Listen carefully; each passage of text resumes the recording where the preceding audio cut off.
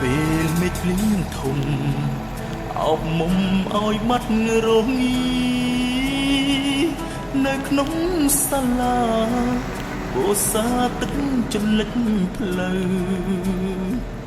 លិចទាំងដួងចិត្តបងប្រគល់ស្នេហ៍ជូនពៅ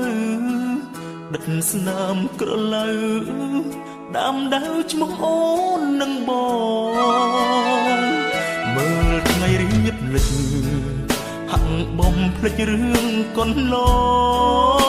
ងតែបេះដូងបងនៅចងនៅចាំស្នេហាស្រឡាញ់គ្នាដំបងនារដូវវ